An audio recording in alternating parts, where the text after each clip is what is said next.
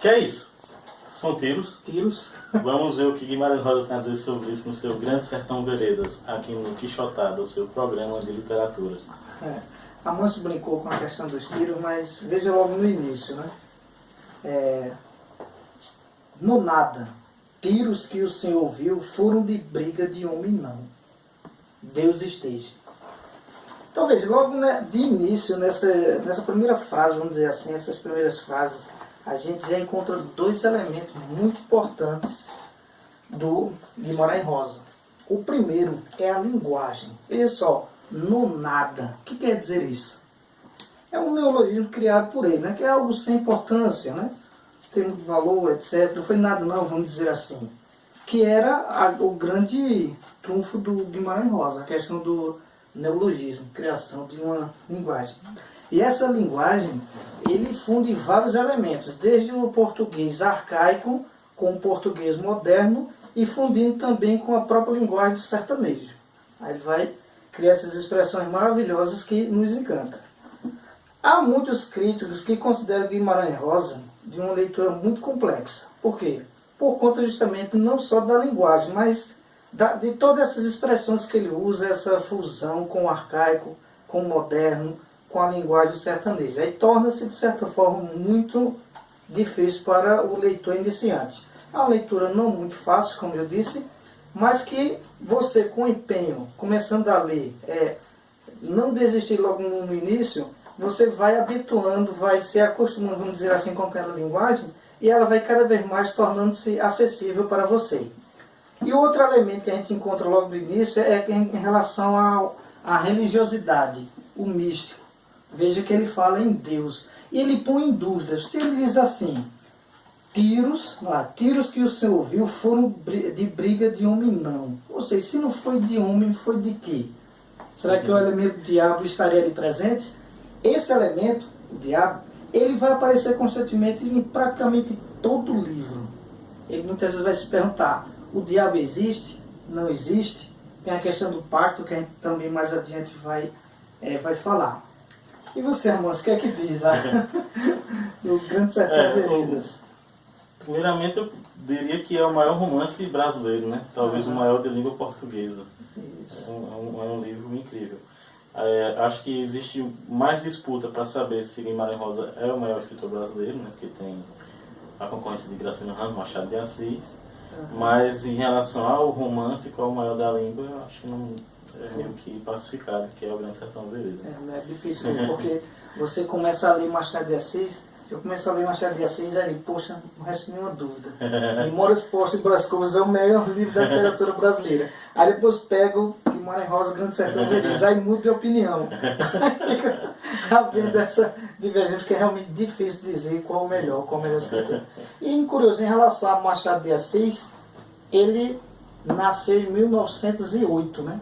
Guimarães Rosa, no mesmo ano que faleceu Machado de Assis. Ou seja, morre um grande escritor e nasce outro grande escritor naquele mesmo ano.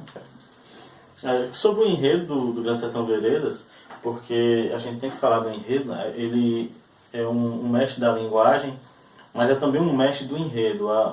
Não é à toa que Grande Sertão Veredas é considerado uma das epopeias da língua portuguesa, né? Ao lado de Os Lusíadas e Os Sertões. E o enredo é o seguinte: a partir da narrativa do Riobaldo, que começa narrando a sua história para alguém que está passando pela casa dele, e por isso mesmo que começa assim, não nada, porque é uma pessoa que vem de fora, que não conhece os costumes do sertão, e aí ouve tiros, né? E aí fica pensando que seria questão de luta entre homens. E aí ele diz que isso não tem nenhuma importância e começa a contar a história dele. Ele vai dizer que na história dele realmente teve briga de homem. E qual é a história do Riobaldo?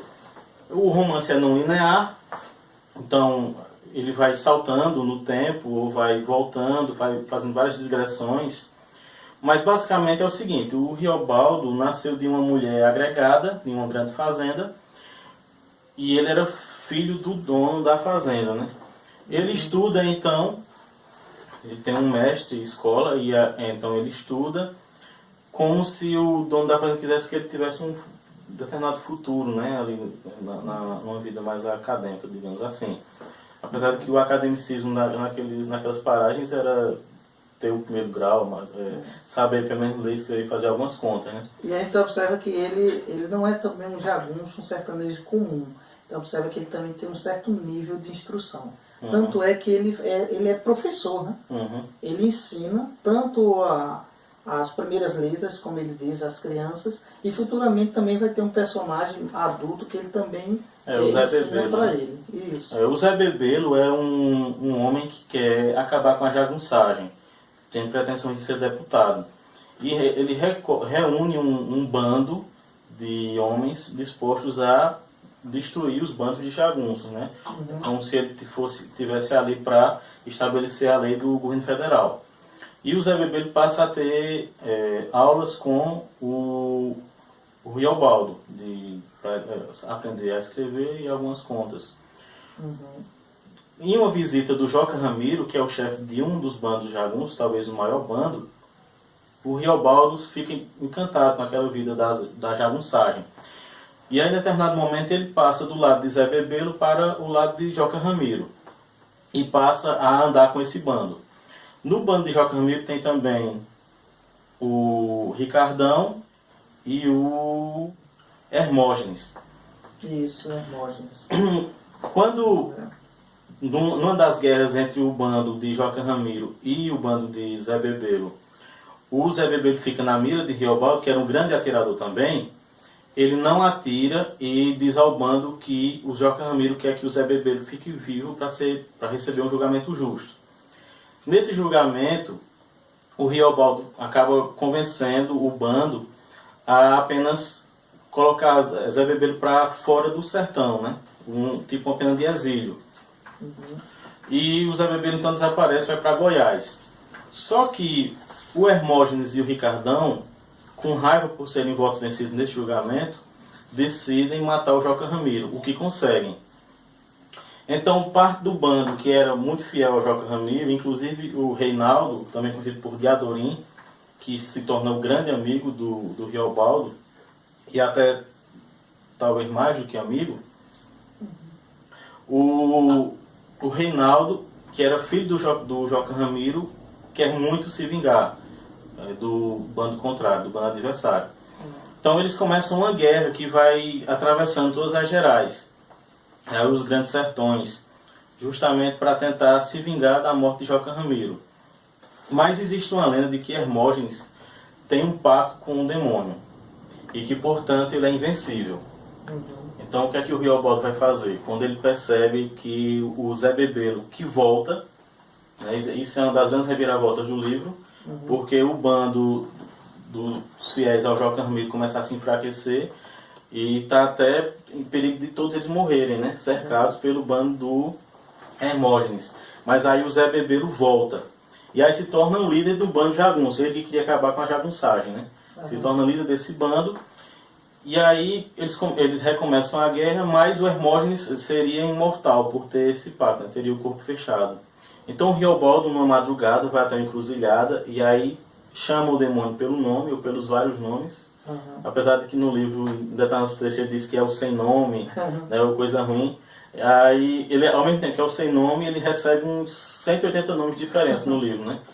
Então ele vai lá e se oferece para fazer um pacto com o demônio. Só que o demônio não aparece para ele.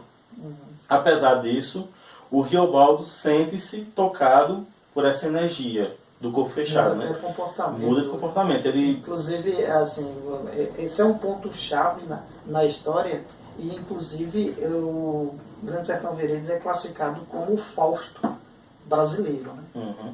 O Fausto, aquela tradição fáustica, que é exatamente desse pacto com o demônio. E tanto tem uma relação muito grande também com o Doutor Fausto, que também é outra tradição fáustica do Thomas Mann. Em ambos há muitos estudos mostrando as grandes semelhanças que há entre esses dois livros. Aparentemente, Doutor Fausto e Grande Sertão Veredas não tem muitas semelhanças em relação à linguagem, em relação ao contexto histórico de cada um, mas se você analisar mais a miúdo, você vai observar que há muitas semelhanças entre eles, que é justamente essa tradição fáustica, que inclusive nos dois não há uma certeza exata de que o pacto foi concretizado. Né? No caso do Dr. Fausto, há uma espécie de delírio, de sonho, aquela coisa fantasiosa. E no Grande Sertão Veredas, apesar de haver esse contato, essa ida à encruzilhada, mas não se sabe ao certo se realmente houve esse pacto, mas pelo menos houve ali aquela intenção, né? Aquela coisa de, será que realmente houve, não houve, mas eles vão viver todo esse contexto. Tem muitas semelhanças e com certeza Guimarães Rosa conhecia o Fausto. Ele era conhecedor da língua alemã, estudava a língua alemã, foi inclusive diplomata lá na Alemanha. Isso. E tem outras coisas também, por exemplo, o homoerotismo que não se realiza, né? Isso. Apesar de que no Fausto de Thomas Mann, o homoerotismo está mais naquele amigo, o Serenos, né? Que é o amigo que conta a história do músico que teria feito o pacto, né? O Adrian, o músico.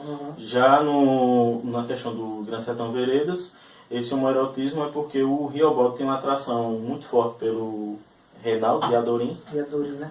E observe também em relação ao nome do Diadorim, né? Diadorim, as primeiras letras, curioso, de diabo, né? Também pode ter relação. E diabo e adorar, né? Exatamente. Fizesse essa junção. E a questão mais uma vez, do neologismo, né? Criação de palavras. E o Diadorim, ele é meio que o símbolo da dualidade, né? Masculino e feminino, o bem e o mal, o diabo e Deus. O Riobaldo está o tempo todo dizendo o quanto ele era feliz ao estar perto de Diadorim. E o quanto ele ficava infeliz se Diadorim estivesse infeliz perto dele. Né? Então, ele fala, inclusive, quando, em um determinado momento, ele rememora uma travessia do Rio São Francisco que ele fez e que ele conheceu o Reinaldo ainda criança. Né? E aí, desde aquela época que ele meio que ficou fascinado com esse menino, com alguns aspectos de menina. E ele disse que o Rio São Francisco foi aquela coisa que dividiu a vida dele.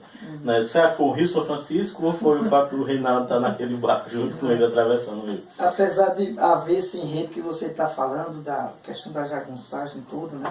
Pacto com o diabo, mas é interessante você observar que o que encanta muito em Grande Sertão Veredas são as histórias entrelaçadas que ocorrem. É possível eu não duvido, né? Que é possível você abrir o livro aqui e começar a ler e se deparar com uma história que o Riobaldo conta para o compadre Kelemen, né? E tem uma que eu nunca esqueci, que é em relação a uma mulher que era apaixonada por Riobaldo e ela manda uma carta para ele, né? Aí a carta do destinatário está assim, Riobaldo parece que se encontra com Medeiro Vaz. Ele bota também uma referência a Medeiro Vaz.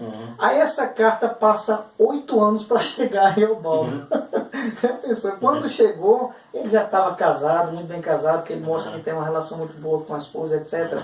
Aí tem essas histórias. Tem outra também que eu me recordo agora, de um camarada que gostava de, com uma certa frequência, pescar. Aí num dado momento apareceu um idoso, um velho, um mendigo. Aí só para ver o velho fazer careta, como se diz, mata essa criatura. Aí quando ele mata esse velho, futuramente os filhos deles, os 3, cegam. Aí ele encontra aquilo ali como se fosse um castigo. Aí essa pessoa que é o Aleixo começa a mudar, a ter um comportamento diferente, a ter, vamos dizer assim, se redimir. Então se você abrir assim, praticamente vai encontrar, como eu disse no início, as várias histórias interessantes do sertão, curiosas, que encanta a todo momento. Lógico que dentro desse contexto, sempre havendo a história principal, né, do jagunço, de Riobaldo, de Diadorim, que você está e assim, o mais precioso do livro, apesar de ser, o enredo é fabuloso, já virou filme, série, e assim, encanta, né? Todo o enredo dele é muito bem trabalhada a história, a construção de personagens também. Mas o Guimarães Rosa também encanta pela linguagem, né? E as digressões são fantásticas, né? Ele está discutindo o tempo todo ali o que é o humano, se o ser humano tem forças por trás dele que o controlam, ou se ele é dono do próprio destino. Né? E ele diz em determinados momentos que viver que é perigoso. Então, ele está dizendo o tempo todo ali o quanto o ser humano está nesse mundo que é um mundo inóspito, né? Um mundo que está aí o tempo todo tentando nos devorar e que tem que buscar um jeito de fazer o seu próprio destino, né? De controlar as forças. E essa experiência toda de vida que ele tem, que ele transmite, esses questionamentos todos, ele joga para o interlocutor dele, né? O compadre Quellerman, que logicamente não responde, ele não se pronuncia em nenhum momento. É aquele tipo de interlocutor que apenas escuta, mas ao mesmo tempo o Reobaldo sugere algumas respostas. E há estudos que indicam que inclusive esse próprio interlocutor seria o Reobaldo mais avançado, mais experiente, com um domínio melhor de vida, etc. Ele passa, quando acaba a guerra, que a partir de agora a gente vai dar spoiler, né? Na última batalha, quando o Reobaldo já fez o pacto com o Capiroto, ou pelo menos o possível pacto, né? Ele mudou o nome para Urutu Branco, né? E passa a ser o chefe do bando. Eles se encontram num povoado, né? E aí começa aquela guerra, ele está lá em cima de uma torre. E aí o Hermógenes, num determinado momento, entra em duelo com o Diadorim, né? Isso. E nesse duelo acabam que os dois morrem, né? Diadorim fica muito ferido, vem a falecer. E aí quando ele morre, que o Reobaldo vai até o cadáver, né? Ele descobre que era uma mulher. Que era uma mulher, né? Que era uma mulher.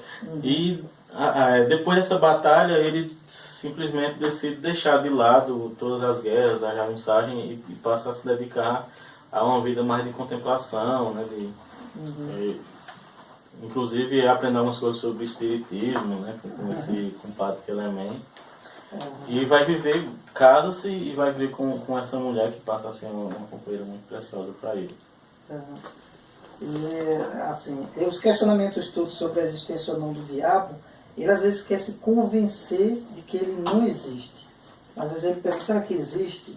Será que é a resposta para tudo isso? Aí no finalzinho mesmo, uma das últimas frases, ele diz, ele volta a falar em no nada, né? No nada. O diabo não há. É o que eu digo. Existe, é homem humano. No final, aquela esperança de que realmente ele não existe e o que há é o humano, é o homem humano. É uma conclusão de que o próprio mal que existe é o homem que escolhe fazer ou não fazer, né? Que o mal viria do ser humano e que o inferno está aqui na Terra, né? Nós todos estamos sujeitos a viver o inferno de acordo com nossas escolhas, ou até escolhas de outros, né? Que a gente não participa, mas que acaba levando a todos a... Bom, é um livrão extraordinário, leitura obrigatória, todo mundo deve ler. É um livro que são poucos no cenário literário nacional que tem uma dimensão universal, né? Já foi colocado na lista dos melhores livros do mundo pelo numa certa ocasião. Foi o clube do livro norueguês, né? Exatamente, o mesmo clube que apontou o Don Quixote como melhor livro de todos os tempos. É um dos grandes romances universais. E o Guimarães Rosa tem esse poder de fazer você entrar na história, né? Entrar no livro. Você começa com aquela estranheza da linguagem. Mesmo a primeira vez que eu li, eu tinha 16 anos. Eu vi lá na biblioteca, não era essa edição, era uma ediçãozinha mais fraca, simples, né? Que era aquele chão vendido para o governo, né? Para o Ministério da Educação, para as escolas. Aí eu vim sem orelha, não são mais para quem. Só que quando eu peguei, primeiramente eu sempre gostei de livro grosso, né? Quando eu vejo um livro grosso eu já fico interessado sobre o que é que tem. Aí quando eu vi aquele livrão assim, grandão, aí eu peguei, né? Aí eu olhei o título, Grande Sertão Veredas, não entendi muito bem o que é que isso queria dizer. Né? Quando eu olhei na última capa, aí tinha dizendo assim, é o diabo na rua, no meio do redemoinho. Então eu vou ler. Aí eu vou ler isso aqui. Que, inclusive, logo no início ele já coloca essa frase, né? O diabo na rua, no meio do redemoinho. E aí eu comecei a ler, e nas primeiras páginas você fica meio realmente desorientado, né? Sem compreender muito bem. Mas depois que você embarca naquela linguagem, o livro flui de uma forma que é impressionante, né? Você vai querendo ver o que é que vai dizer e a vai... primeira experiência que eu tive com ele, na verdade, eu tentei várias vezes ler, várias mesmo. Eu começava ali o comecinho, aí desistia, aí começava de novo, desistia. Mas eu sabia da importância dele, do valor, sabia o quanto era bom. Mas eu fiz várias mesmo tentativas, até que finalmente li, completinho. E agora, mais recentemente, na fase mais adulta, eu reli. E cheguei à conclusão que realmente, se não for o melhor, é um dos melhores da literatura. É isso, leiam O Grande Sertão Veredas. É uma experiência única, tanto na linguagem quanto no conteúdo. Vale muito a pena. E a gente se vê no próximo Quixotado, o seu programa de literatura. Isso.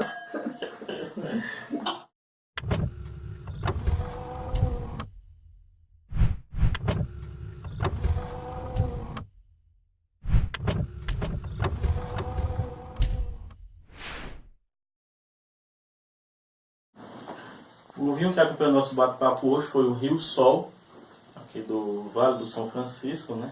Em homenagem ao Grande Sertão, já esteve no sertão até o sertão pernambucano. Apesar que o Guimarães passa pelo o Rio São Francisco, né? No Grande Sertão Veredas. Esse aqui é um corte Cabernet Sauvignon Syrah, da safra de 2015. E aí, Val, o que é que tu achaste do vinho? Eu gostei muito, né? Eu sou suspeito a falar do Cabernet Sauvignon, que eu gosto bastante dele. E agora esse blend, né? Que seria essas duas castas, Cabernet Sauvignon e Syrah, achei que combinou bastante. Eu achei ele leve, né? Não é adstringente, não achei de forma nenhuma. Tem uma curiosidade sobre a uva, né? A uva Syrah, há quem diga que foi essa uva que foi provada por Cristo, né? Quando ele transformou a água em vinho. Há uma possibilidade muito grande, devido àquela região haver uma produção muito em abundância dessa uva, ter sido ela que o Cristo provou. É um vinho que gostei bastante. Uhum. Eu gosto mais do corte da Cabernet com a Merlot. Merlot, né? Mas com a Syrah também combina bem. Ficou legal, bom mesmo. São bons cortes, tanto um quanto o outro são muito bons. E a cor, né? A cor muito agradável, vamos dizer assim. É um vinho bem encorpado, né? E frutado, né? A presença de taninos, pouca, né? Não é muito assim, adstringente não, mas caiu bem, não falar nada, bem mesmo. Harmonizaria perfeitamente com alguma carne vermelha, alguma coisa assim. É isso, a gente se vê no próximo Quixotado, seu programa de literatura e de vinhos. Não é.